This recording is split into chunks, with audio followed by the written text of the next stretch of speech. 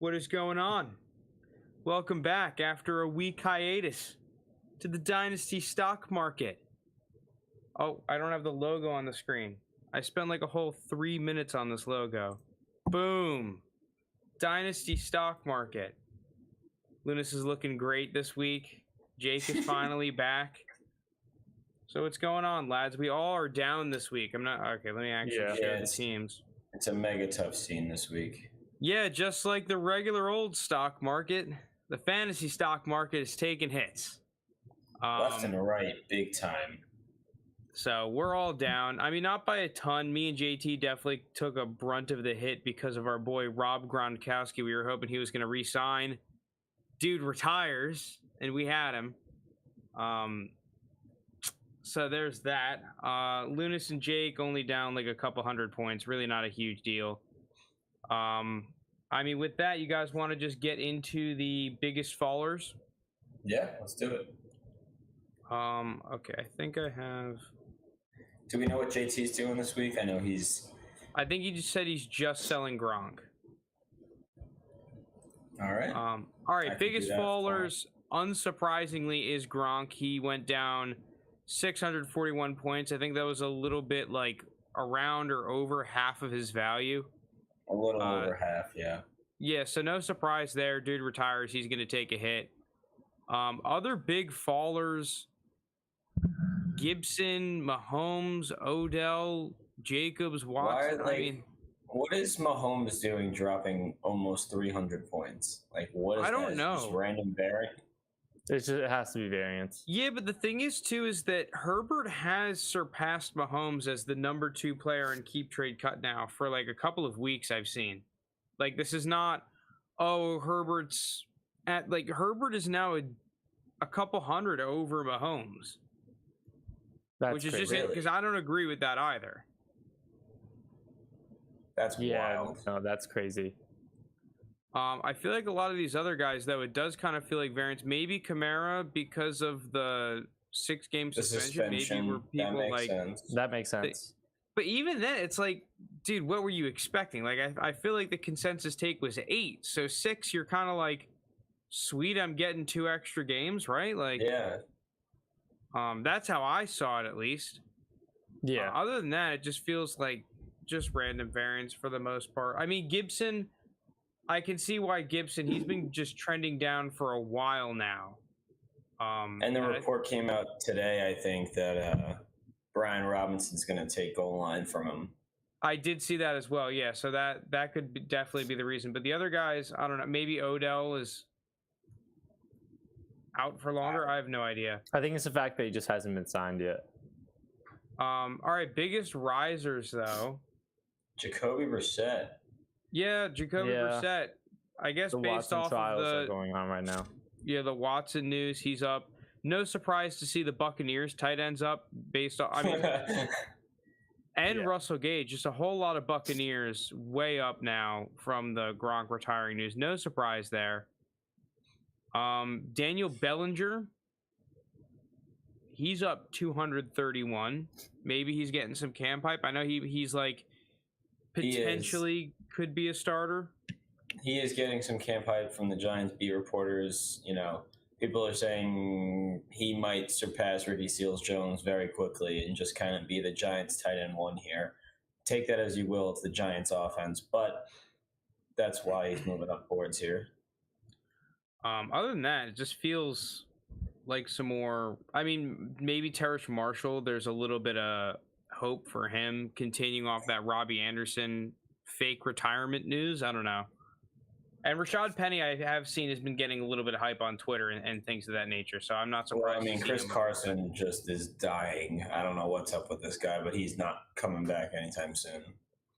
Other than that, seems like random variance. With that being said, let's get into the moves for this week. Let's do it. All right, I mean, me and JT are both going to start off by selling Gronk. Yeah. Yep. No surprise there. Get Gronk. Yeah, get Gronk off for JT. I mean, you just have to sell the guy that literally just retired.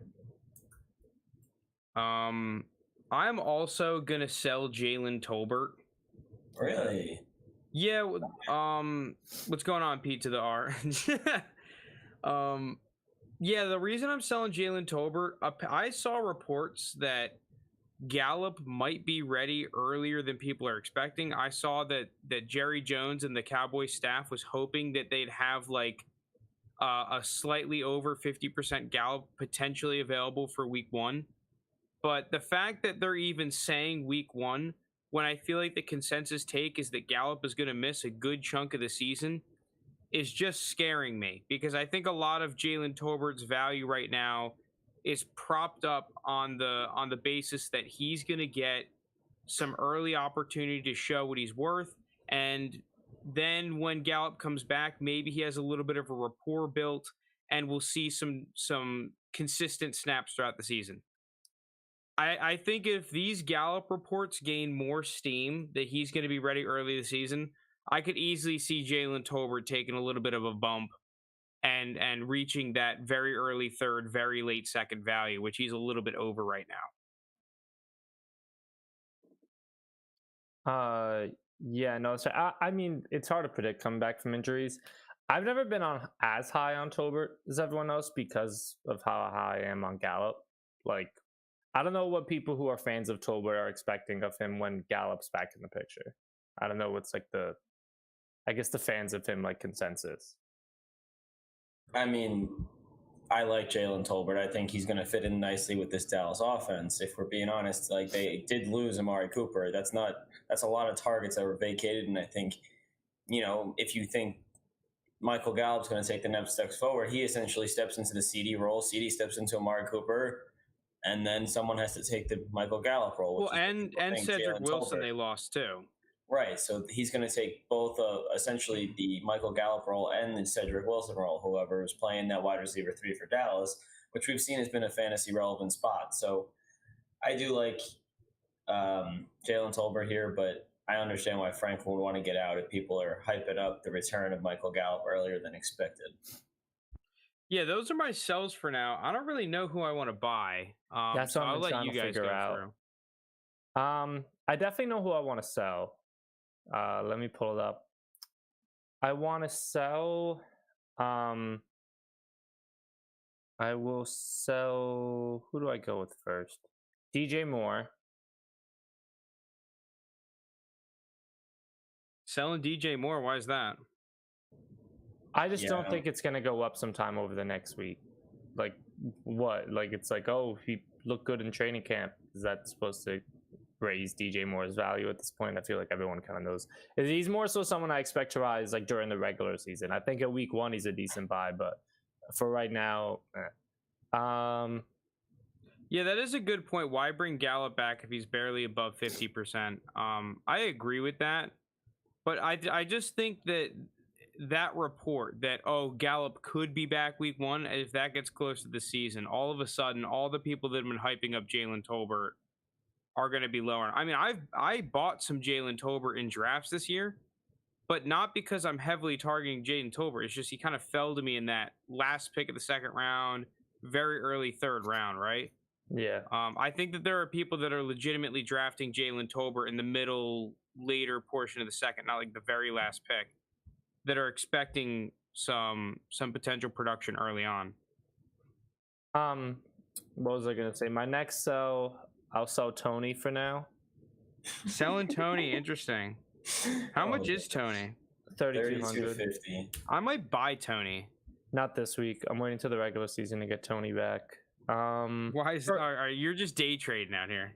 Yeah, no, I mean, I think it's the classic Lunas buy. I think Tony by mid-season will be the most or second most valuable fantasy player on the Giants behind Barkley. Who do you think will be ahead of him, Wandale or Galladay? Yeah, I think he passes both of them. I'm saying that as someone who has Galladay and doesn't have Tony. Do I want to? Is Justin Fields or Trey Lance worth keeping? Yes. Both, or you think one of the two? I'd keep Fields. I think Lance is already at his peak for now. Yeah, that's a good point. Okay, I'm gonna keep Fields, sell Lance. Yeah, that's a good point because I like Lance more, but he's already like QB8. He's really fucking high. You have 14,000 in the bank, Linus. Yeah, my first. I'm gonna get Pickens. George. Yeah. All right, hop along. I never left, but hop along. He's like wide receiver 42 behind like I don't know some guys who I think he should be ahead of. Yeah, I mean he's fallen in recent weeks. I don't really know why. I guess the hype around rookie receivers has just slowed down since the draft. But yeah, I do like George Pickens. I think he eventually overtakes the likes of Claypool pretty easily, and he becomes the wide receiver 2 in that offense. So yeah, like he's still behind Brandon Cooks and Christian Watson and Hunter Renfrow, and I think he could pass all 3 of those guys.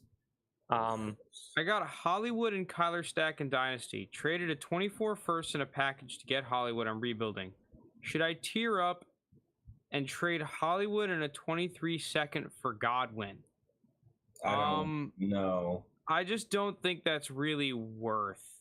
I don't think that's really a tier up. I think if you're going to trade away... I think it's a tier up. Godwin versus Hollywood? Yeah, but if you're rebuilding, I don't understand the point of that move. I feel like Hollywood has more room to go up and grow in value than Godwin. For sure.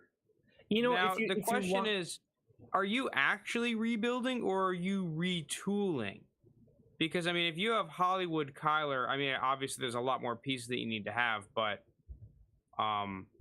What I will say about a Hollywood Godwin trade, I think you can get probably your best value on it by like week maybe like 4, because I think Hollywood will get off to a decent start of the season with Kyler and like that like explosive offense, and Godwin's value isn't going to increase between now and then. He's still going to be out through week 4. I don't think he's going to be back until like week 8, probably like sometime mid-season. I think the trade might be easier after like 3 or 4 weeks of the regular season. And I'm saying that as someone I view Godwin here. I just don't think I'm with Frank. I just don't think it's worth it. 1, I don't think that's much of a tier up, and 2, if you're rebuilding, I would want to stockpile more picks. I might even go the other way and say trade Hollywood away for a lesser wide receiver and more picks, just because that's what I like to do. I think you don't lose many actual fantasy points for this season, and you still get extra assets moving forward. So it's not a move I'm a fan of there. So you guys have Hollywood and Godwin in kind of the same tier as receiver? No. I just think that it's not worth paying up for a receiver in a very similar tier, especially coming off an injury. If you're actually rebuilding, I would much rather invest in Hollywood right now, just because I think he has a better chance of retaining value come next year. Not that I don't like Godwin. I think Godwin's actually a good buy, but not in that deal, and I think that he's a good contender-esque buy. I just think there's better ways to park value and get points at the same time if you're trying to like go out of a rebuild or retooling. Mm-hmm. No, I got you. All right, Looney, who you buying outside of Mr. Pickens now? Give me if you have any buys, feel free to put them in. I'm still all right. Well, I'm gonna start by selling Adam Troutman. He's not moving anywhere. I kind of just park value there. I am going to buy Kate Otten though. Interesting. I think he's going to continue to go up, and he just cracked the 1,000-point mark with his rise this week. So I think he's going to continue to go up with the Gronk news, and they came out and said that he's the favorite to replace him, not Cameron Brate. So I'm going to pick up Kate Otten here. I'm debating if Russell Gage still has more room to go up. What's he at now, Russell Gage? He's at 2,800. I really don't see much more. I mean, maybe a smidge if he really starts playing well, but I'm gonna agree with Jake. I'm not sure it's worth the risk for me personally. Yeah. Okay, let me get Dallas Goddard. Dallas Goddard. What is he priced at? 3,500. He's right next to Allen Robinson. Okay. And beneath Pollard and the Moose. All right, so you still have 78.21 left in the bank. Yeah. Debating my next one now. Yeah, I really don't know who to buy. It's not easy.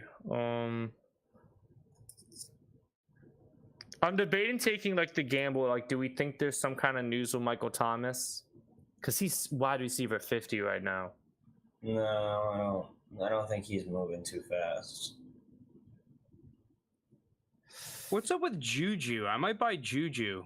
I have him already, and I'm just gonna hold him. I don't know why he went down like 100 points this week. I'm just because Sky Moore's been getting more hype. It shouldn't affect it. Yeah, I'm gonna buy Juju. All right. You already have him. Oh, I already have him. Yikes. Damn, now I really don't know to buy. I got Ott and Brait, tried to package them to get Komet, but no bite yet. Yeah, I think that's a tough move to pull off. I'm debating if the Terry McLaurin extension is going to help or hurt his value. Because normally people like when like a receiver's not changing teams. But also it's like, as someone who had McLaurin, I kind of wanted him to change teams. I mean, I don't hate him. That. I don't hate him staying, but like if he could have gone somewhere else, I wouldn't have minded at all. Hey, look, who can I buy? Sorry, I'm going through players right now on stream. So what? How much do I have left right now? I have 7,800. I'm probably gonna regret it, but fuck it. I'm getting Russell Gage. Oh my God, Lunas. Looney. Don't you still have Will Fuller on your team? Yeah, to you. Just was checking in. I sold him for a while. I haven't lost all his value. I sold him and bought him back. No, I'm just fucking with you. All right, that leaves you with 4,900 still. 4,900. Okay. You want to know what I'm gonna buy? I kind of want to wait, but whatever, dude. I just think he's underpriced. I know who I'm getting from my last person. I'm picking up Christian Kirk. I was thinking about him. I was thinking about Christian Kirk because I could totally see, because he's gonna be the number one receiver entering camp. Like reports come out like, oh, Lawrence and Kirk's chemistry has been great. He's like, I just think he's a perfect fit for that offense. Dude, like I really felt like last year Trevor Lawrence needed a more consistent deep threat. None of these guys were really good deep threats on the team. They tried to invest in that position, and not only that, I think Christian Kirk could get more than just the deep threat role that he was in Arizona. Which, even if he is just the deep threat role, we saw him put up 1,000 yards last year. I mean, we're talking about a guy that's like 24, 25 years old, priced under 3,200, number one receiver on his team, an offense that completely revamped, and a quarterback that I thought at the end of last season took a lot of strides forward. I just think that Christian Kirk is criminally underpriced. And I'm not even a huge Christian Kirk guy. What are you guys expecting out of Trevor Lawrence this year? I think he's going to take massive steps forward. I mean, because it's like I'm a believer in Trevor Lawrence, but man, when you look at again, I'm not just like a look at the stats guy. I watched all of his games. I know the flash plays he made throughout the year, but man, his final season stat line was brutal. Yeah, but I don't care about the final season stat line. I'm with Frank. I think you're going to see Trevor Lawrence another year in the NFL. It's going to help him process the game just as much quicker, and that's all it's going to need to help this guy. He has all the talent in the world. Everybody knows that. So another year to process defenses, process the offense as a whole. I know they're switching offenses, obviously, with Urban Meyer leaving and Doug Peterson coming in, but still, I expect massive strides forward. No, the weapons are better. He's better. It's a recipe for a lot of improvement. I do think he'll improve a lot, but man, under 60% percentage, 12 touchdowns. Lunas, he's a rookie player on a terrible team, and look at the last week of the season when he diced up the Colts with a bunch of randos. I mean, this guy was going completely fucking bonkers, and none of the good Jags offensive players were really playing. And that offensive line was trash. I think that the Jags are going to be more competitive next year, large part because Trevor Lawrence is going to take steps forward. We will see. I think he'll take a step forward, but is that step forward instead of 12 to 17, is it I don't know, 19 to 18? in terms of like touchdowns to picks. I mean, I agree the talent's there, but man, Sam Darnold. Fade T-Law at your own risk. Anyways, while we were talking, I decided to make another buy. And this is a guy that we talked about on yesterday's pod as one of the contender dumpster dives, and it's Raheem Moster.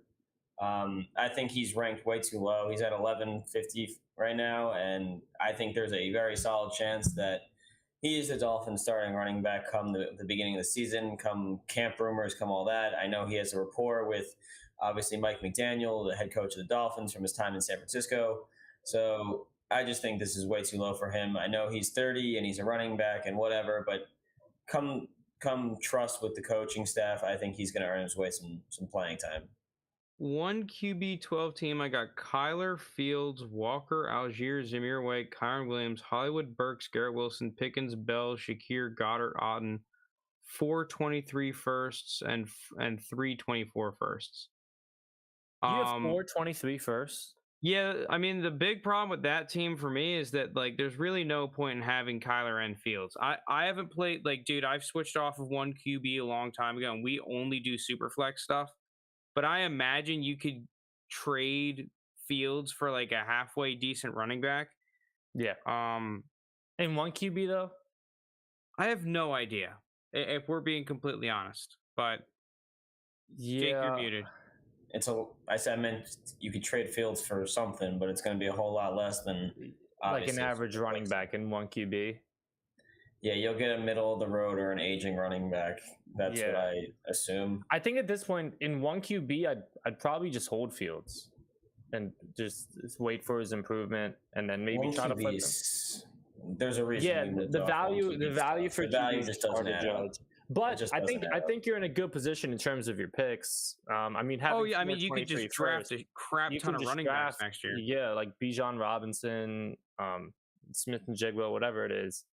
And Parker, I like your trade idea. Pickens in a second for a guy. If I could pull that off, I would do it in a heartbeat. Get out of here. 1 QB where guys Herbert and Dak, you can't get anything Godwin? For Dak. Yeah, I would. That's easy. And I like Pickens, but yeah, that's true. I mean, I wouldn't really know what to do with a quarterback in 1 QB. Like I said, it's hard to play. I'm gonna get with some of my remaining bank Devonte Smith. Devonte Smith. What you got here, Lunas? What's your reasoning? I think Devonte Smith. I know like the minicamp stuff's gonna start soon. And obviously, I'm already high on him as a football player, but I think he's someone who will just absolutely destroy in those kind of settings. I know in even just the training, or what was it, mini camp that they had a couple weeks ago, OTAs. No, yeah, it was OTAs. Darius Slay and Bradbury are good corners. He was torching them on a daily basis earlier this spring. So Bradbury's trash. I do think Devonte Smith is relatively underpriced. I'm just scared that he's still behind. Let me find it. He's behind Bateman. Ew. Yeah. The thing is with Devonte Smith is that a lot of future value is packaged in still. It's not like he's a tremendous buy low. That's my problem, is that I think in his range of outcomes, yeah, he'll probably have a better season than a guy like Christian Kirk. But if you're a contender looking for cheaper points, I'd much rather buy Christian Kirk than buy Devonte Smith. I mean, looking for cheaper. Devonte Smith is a long-term investment. He's a 23-year-old receiver who you expect to be relevant for the next, 8 to 10 years. All right, you guys got any other moves? Let me take one last glance. I'm set up to the point where I'm good for today. But I'm debating. Christian Kirk is interesting to me. I might just hold him. It's him and Juju. I think I'm just gonna hold until the season starts. Yeah, I'm good. I don't. JT's done for the day, Juju, so it's just on you two, fellas. Juju, I'm probably good on for now. I'm going to hold Kyle Pitts, too. I'm going to hold Kyle Pitts until the moon. I wish we could short players because there's so many guys who I think are overranked. Mm-hmm. Okay, wait. Let me try to clear up 1,700. That's easy. All you have to do is sell Tyquan Thornton. Oh, easy money. Okay, I'll sell Tyquan Thornton. And buy Kenny Galladay. Yeah, you love Kenny Galladay. I just think the value is so low for someone who's going to be the number one receiver. He's behind Mecole Hardman, Frank. Yeah, but what if he just ahead of Galladay? What if he's cooked? He'd still be better than Mecole Hardman. I don't care how cooked he is. If he's behind Mecole Hardman, there's room to go up. All right, so is that your last move? Should we get into the our dynasty lottery? Yeah, that's my last move. Yeah, I think we're all done with moves, so we can wrap it up today with just this dynasty lottery right now. All right, let me get it on the screen. I